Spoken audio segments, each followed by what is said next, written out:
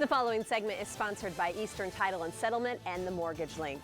Buying a home is a highly competitive experience, and it can be intimidating if it's your first time going through this process. So, joining us today to share some tips on how to do it, we have Luke Fleck from Eastern Title and Settlement, Walter Ayala from the agency, along with Alex Cardenas from the Mortgage Link, who also has our deal of the day. Alex, take it away. Yes, so here's a look at our deal of the day. It's going to be an FHA purchase. $480,000 sales price, 5% down. The interest rate is going to be 6.25%, paying one discount point.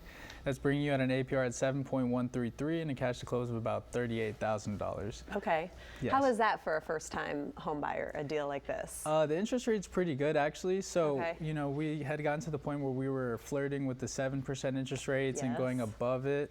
But lately, we've been trending a little bit downwards. So right now, you know, we can only present what we have in the market. So that is our current market as of right now. And we're just kind of waiting to see what's going to happen with elections and the NAR settlement and everything like that. We are on a roller coaster, and it's impacting everything. Walter, is it impacting our real estate options too? It is. So, I mean, as far as, you know, real estate, the market is, I think it's a little bit more stable than it's been, you know, the past couple months. Okay. I think for a first-time home buyer, you know, it could be intimidating, it could be scary. Yes. You don't know, you know, what you're getting yourself into, your life savings, all that. But I think, you know, with having a good realtor, you know, in hand, you know, a good lender that can guide you with the numbers and the financings, I think you'll be, you know, very good to go. Are you still going into finding a house and getting in this really highly competitive bidding war? Is that still happening? Yes, it is. It's still happening. It's pretty competitive, but like I said, I think as long as you have the perfect realtor for you, the one that's, you know, honest and guiding you through every step, and a good lender that can help you with the finances, I think you'll be able to get pretty competitive. And then there's a lot of ways to make your offer strong, even as a first-time home buyer in this competitive market. There's a lot of contingencies that you can play around with and things that can be more favorable to the seller when it comes to, you know, competing with 10 other people. That's the hard part. It's like you and everybody else. Luke, you know this well.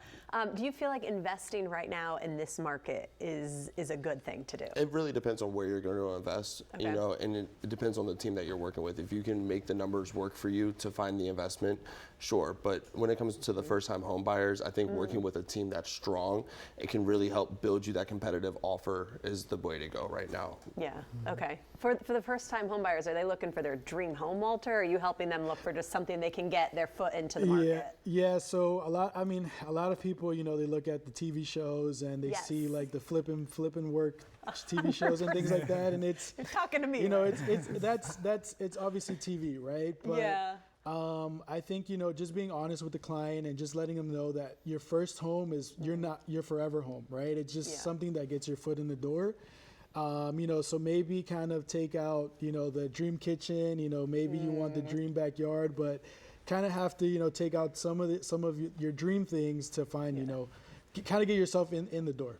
I'm glad. Some of us just like to look through homes in our spare time. So you start to dream pretty big. Alex, could you then take a home, like, so if there's a first-time home buyer, you buy that first home, you hold on to that as an investment property. Is that what you recommend people do? Yes, so for first-time home buyers, occupancy, you just need to occupy the residence for about a year. So what we're having a lot right now is first-time home buyers that have non-occupant co-borrowers. So we're actually working with a client right now that she's actually having her parents co-sign for her, and her parents are counting the mortgage against them. You know, we're counting that liability, and she's planning on moving in. She's going to get some roommates, and she said that after a year she's going to see whether she wants to stay in the house, possibly upgrade, or see what her options are. But at the end of the day, she's going to have those options because she has her foot in the door. So, Luke, do you see that at closings too? That there's a lot of people who aren't even intending to stay there. But Absolutely. They're signing on. Absolutely. And it's usually, you know, mothers and fathers signing with their sons and daughters coming to the closing, and it's just you can see the joy on the first-time home buyer and how much it means to them having someone to back them right there at closing. Right, and create that generational wealth too that we talk about a lot. Absolutely. of course. I could talk to you guys longer. We don't have much more time today. We do have that deal of the day, so we wanted to give everyone one more look at it. There it is.